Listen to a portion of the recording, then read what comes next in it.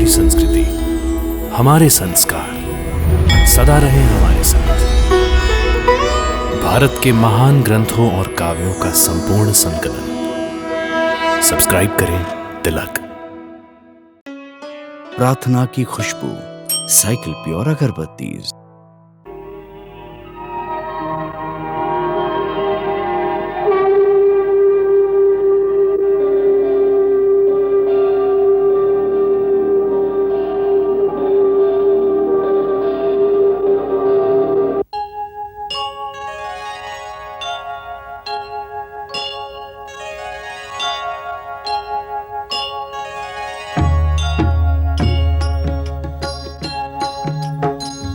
सीताराम चरित अति पावन, मधुर सरस अरु अति मन भावन।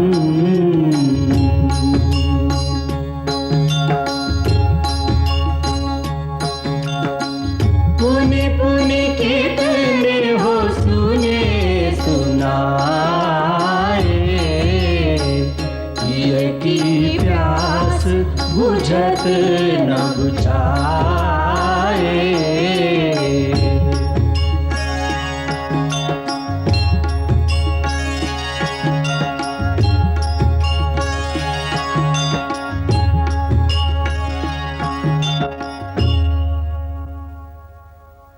परंतु ये उपाय कि हम दूसरा विवाह कर ले हमें स्वीकार नहीं है। प्रजा के लिए हमने अपने सुखों का बलिदान कर दिया। देवी सीता ने अपना सर्वस्व बलिदान कर दिया। प्रजा के लिए इतना महान त्याग किसी भी राजकुल के लिए गौरव की बात है। बलिदान एक उच्च आदर्श का प्रतीक है। बलिदान से धन को शक्ति मिलती है, परंतु हमारे दूसरा विवाह करने से हमारे एक पत्नी व्रत का खंडन होता है। जिससे धन का ह्रास होगा उसकी शक्ति नहीं बढ़ेगी। महाराज, इससे धर्म संकट उत्पन्न होगा। तो शास्त्रों में खोजिए, ऐसे धर्म संकट का कोई तो उपाय होगा। उपाय है। ऐसे अवसर पर पत्नी के आसन पर पत्नी की मूर्ति बिठाने का विधान है। शास्त्र कहता है कि ऐसे अवसर पर ब्राह्मण कुशा की, क्षत्रिय सोने की, वैश्य चांदी की और शूद्र तांबे की मूर्ति बनाकर साथ बिठा सकता है। महाराज, मैं आपसे सहमत हूं कि आपके लिए किसी और से विवाह करना धर्म विरुद्ध होगा। इसलिए विश्वकर्मा से प्रार्थना करूंगा कि वो देवी सीता की स्वर्ण मूर्ति का निर्माण करें।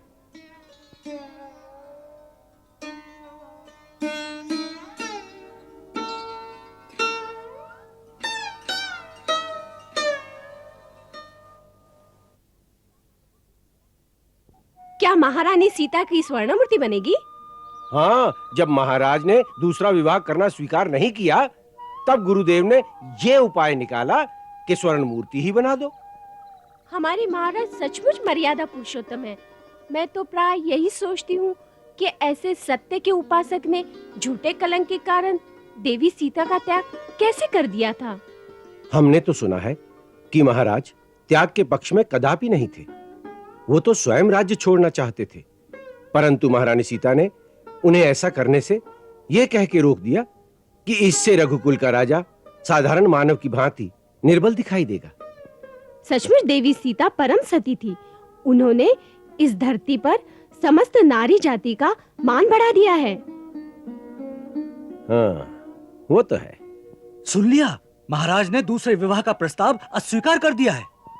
भाई, महाराज ने यह सिद्ध कर दिया है कि प्रजा भले ही कितनी भी निंदा करे, परंतु उन्होंने अपने हृदय से सीता माता को सदा पवित्र ही समझा है। उन्होंने दूसरे विवाह के प्रस्ताव को यह कहकर ठुकरा दिया कि इससे महारानी सीता की पवित्रता का अपमान होगा। वो सर्वथा निर्दोष थी, इसलिए यज्ञ में मेरी पत्नी के स्थान पर और कोई नहीं बैठ सकती। वहां पर उनकी स्वर्ण मूर्ति ही बिठाई जाएगी। हाँ, धन्य है राजा राम। हम सब ने देवी सीता की कितनी निंदा की थी, परंतु उन्होंने आज तक हमें कुछ नहीं कहा, कभी क्रोध तक नहीं किया, बल्कि हमारे रंजन के लिए उन्होंने देवी सीता का त्याग भी कर दिया। परंतु आज उनकी इस बात से पता चलता है कि वो अंदर से कितने दुखी रहे होंगे। हमें लज्जा से डूब मरना चाहिए। लज्जा किस बात की काका? उस समय प्रजा ने जो उचित समझा वही कहा, और जो राजा को करना चाहिए था वही राजा ने किया। भाई, मैं तो फिर यह कहता हूं कि हम सबको महाराज के पास जाकर यह प्रार्थना करनी चाहिए कि महारानी सीता जहां भी हो उन्हें बड़े आदर के साथ वापस अयोध्या ले आएं। प्रजा फिर अग्नि परीक्षा की मांग करेगी तो फिर क्या होगा? इसीलिए मेरे मत में तो महाराज ने बड़ी बुद्धिमानी का निर्णय लिया है कि देवी सीता के स्थान पर सोने की सीता रख दी। अब करा लो अग्नि परीक्षा। सच्ची बात तो ये है कि आज महाराज राम ने हम नारियों को ऐसा सम्मान प्रदान किया है कि जुग जुग तक समस्त नारी जाति उनकी ऋणी रहेगी। हाँ बहू, जिस नारी को आज तक अबला समझकर समाज मन माने ढंग से उस पर कीचड़ उछालता रहा, महाराज राम ने उसी अबला नारी को पूजा के स्थान पर बिठाकर उसे शक्ति का रूप प्रदान किया है। पुत्री, सुना तूने महाराज राम ने क्या किया है? क्या? उन्होंने दूसरा विवाह करना अस्वीकार कर दिया है।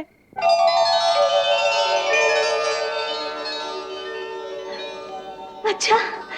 हाँ, सुना है उन्होंने कहा है कि मेरी सीता निर्दोष थी, गंगा की भांति पवित्र थी। दूसरा विवाह करके मैं उसका अपमान नहीं करूंगा। तो यज्ञ का क्या होगा? उसका उपाय उन्होंने ढूंढ लिया है। क्या? उनका कहना है पत्नी के स्थान पर सीता की स्वर्ण मूर्ति यज्ञ में उनके साथ बैठेगी। इतने महान है राजा राम, जिस पर सारी प्रजा ने दोष लगाया, उस पत्नी को उन्होंने अपने हृदय के सिंहासन से कभी नहीं उतारा। ये तो उनकी महानता है, अन्यथा वो पत्नी सम्मान के योग्य नहीं थी। ये कैसे कह सकती हो, जैसे तुम उसे जानती हो? नहीं माता, ऐसी बात निकल गई। सभी स्त्री पुरुष तो इतने महान नहीं हो सकते जितने श्री राम है। परंतु सीता की महानता पर तो संशय ही नहीं हो सकता। गुरुदेव की लिखी रामायण जब लव कुश गाते हैं, मैं भी कभी कभी सुनती हूँ। उसमें सीता का चरित्र सुनकर अनायास अश्रु बहने लगते हैं। जितने दुख उसने सहे, कौन सह सकता है? हाँ माता, अपने अपने कर्मानुसार ही सुख दुख मिलता है।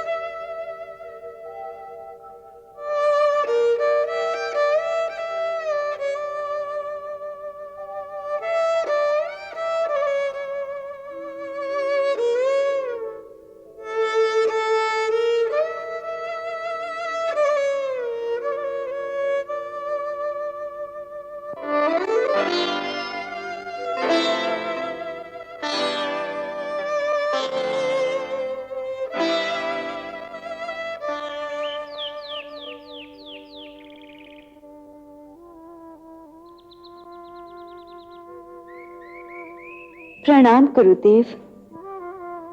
कल्याणम मस्तु। बैठो पुत्री।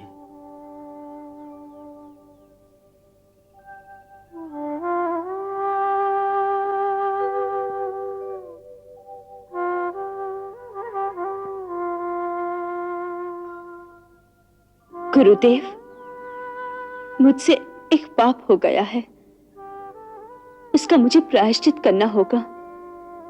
इसके लिए मुझे कोई उचित उपाय बताइए, मेरा मार्गदर्शन कीजिए। पुत्री, तुम्हारा नाम लेने से समस्त पापों का नाश हो जाता है, फिर तुमसे पाप कैसे हो सकता है? कौन सा पाप किया है तुमने? मैंने पति पर झूठा संदेह किया है। उनकी उदारता देखिए, सारे संसार ने मुझ पर कलंक लगाया, परंतु उन्होंने मेरी पवित्रता पर रत्ती भर भी संदेह नहीं किया। अरे मैं हूं, कहीं से तनिक सुन लिया कि राजा यज्ञ के लिए दूसरा विवाह करेगा, तो मैं उन पर संदेह कर बैठी। भगवान प्रेम तो विश्वास की नींव पर ही स्थिर रहता है। अपने स्वामी के तय मेरे विश्वास में ये जो संदेह की सूक्ष्म सी रेखा आ गई थी, उस पाप का यदि मैं प्रायश्चित ना करूं तो उनके अनन्य प्रेम के अधिकारिणी कैसे रह सकूंगी। इसलिए मुझे कोई प्रायश्चित बताइए जिससे मेरा कल्याण हो। तुम धन्य हो पुत्री, और धन्य है तुम्हारा सतीत। तुम्हारी इच्छा अनुसार संयोगकरण व्रत की विधि मैं तुम्हें बतलाऊंगा। इस अनुष्ठान से समस्त दोषों का निवारण होगा और तुम्हें अतिशीघ्र पति के दर्शन भी होंगे।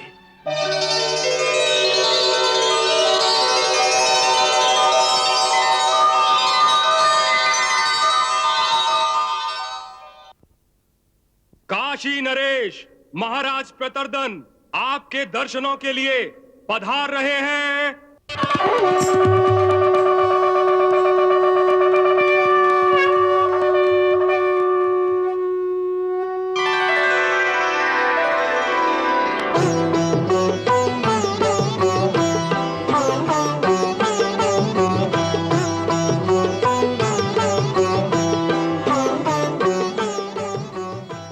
हे काशी नरेश, आपका अयोध्या में स्वागत है।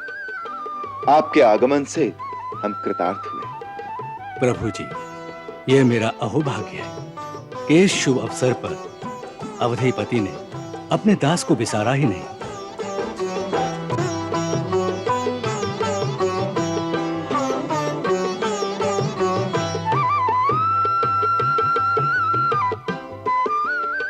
किष्किंधा नरेश, वानर राज महाराज सुग्रीव, ऋक्षराज जामवंत, युवराज अंगद और पवन पुत्र महाबली वीर हनुमान के सहित पधार रहे हैं।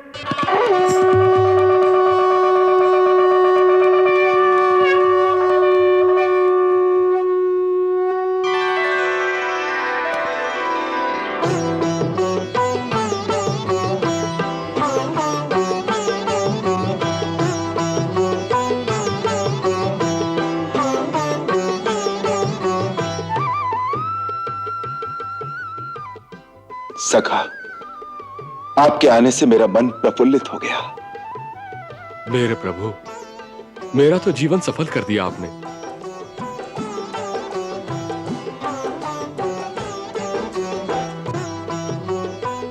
ऋक्षराज, आपने पधारकर हमें कृतकृत्य कर दिया। महाराज राम, आपके दर्शन मात्र से प्राणी निष्पाप हो जाते हैं, इसलिए कृतकृत्य तो मैं हो गया हूं।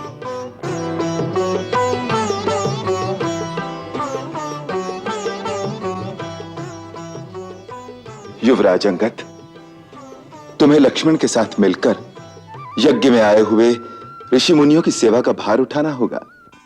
मेरे अहोभाग्य जो आपने मुझे इस योग्य समझा। राक्षस कुलमणि लंकाधिपति महाराज विभीषण पधार रहे हैं।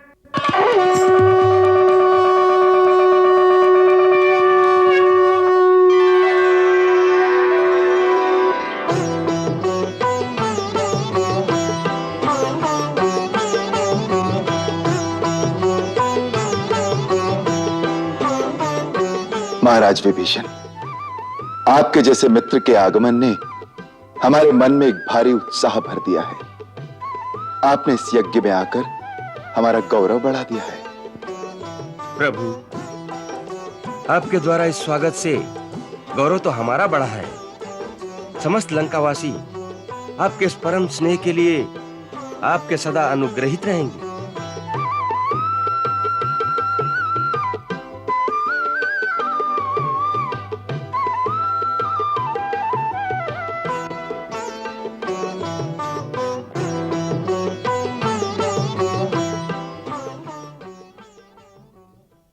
महाराज के अनुज रघुकुल मणि, वीर प्रतापी, मधुरा नरेश, राजा शत्रुघ्न पधार रहे हैं।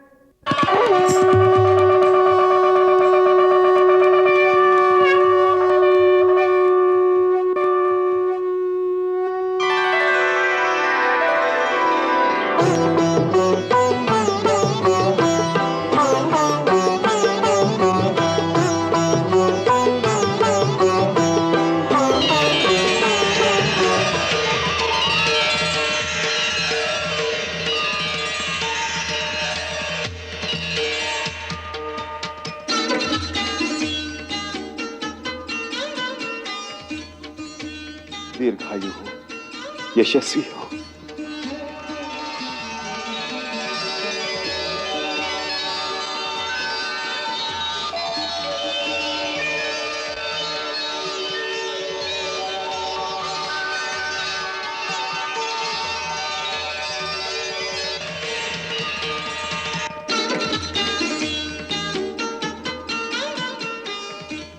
जीते रहो।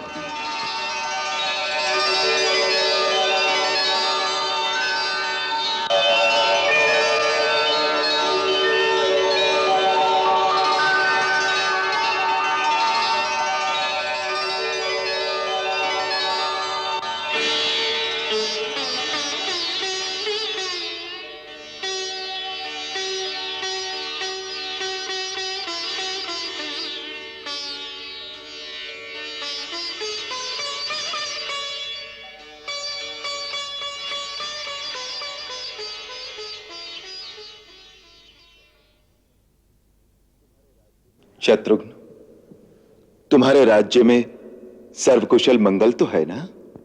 जो राज्य आपके श्री चरणों की छाया में पनपेगा, वहां तो अमंगल हो ही नहीं सकता। हम तुम्हारे दोनों पुत्रों को देखना चाहते हैं। कहां हैं वो? वो दोनों अपनी मां के साथ रनिवास में गए हैं, बड़ी मां की चरण वंदना करने। हम भी वहीं चलते हैं।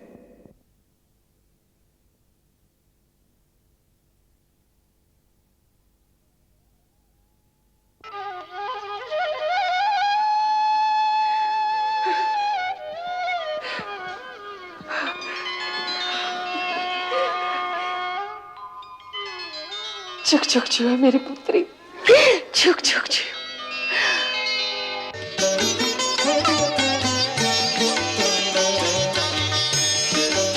अरे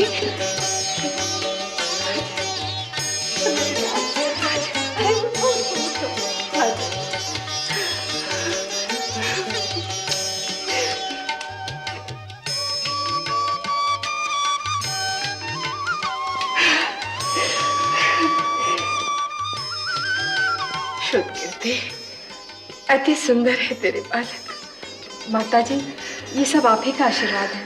दीदी, दीदी सुना है श्रुतकीर्ति आई है। श्रुतकीर्ति,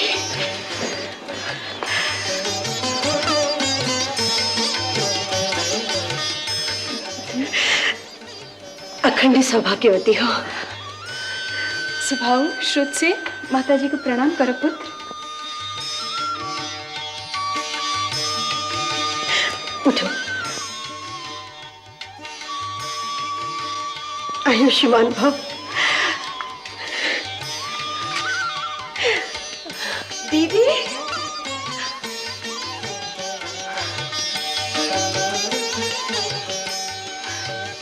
सौभाग्यवती भव।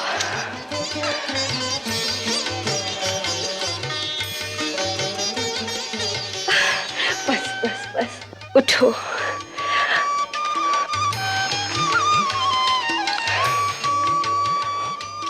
चिरंजीवी भव।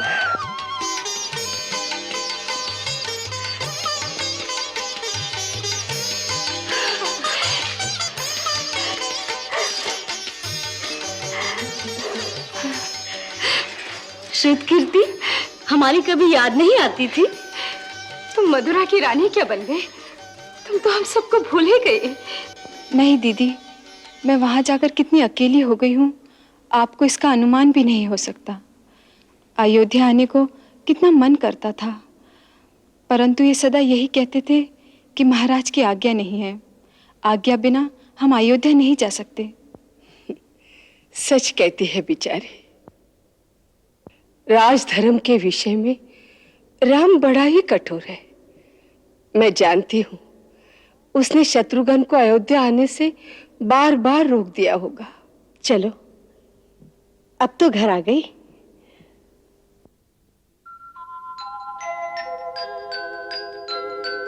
अरे, तुम लोग वहां क्यों खड़े हो? आओ, अपने भाइयों से मिलो। ये भाई कहाँ से आए हैं? मदुरा से आए हैं। सुबाहु और शत्रुसेन दोनों शत्रुघ्न काका के पुत्र हैं। आओ, इनसे मिलो।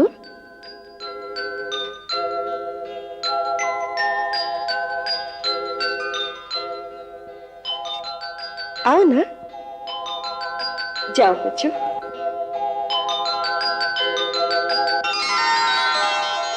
देखो, ये तश्क और पुष्कल दोनों भरत चाचा के पुत्र हैं। अंगद और चित्रकेतु लक्ष्मण चाचा के पुत्र हैं।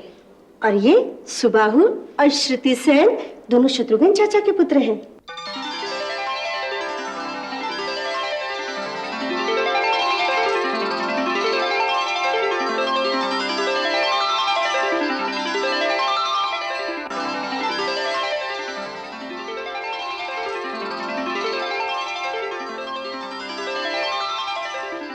राजमाता, महाराज आपके दर्शनों के लिए पधार रहे हैं।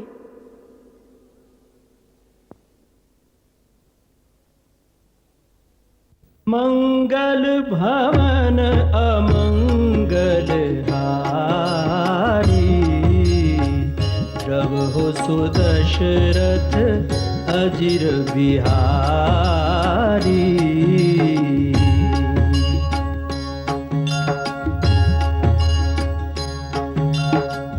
सीताराम चरित अति पावन, मधुर सरस अरु अति मन भावन।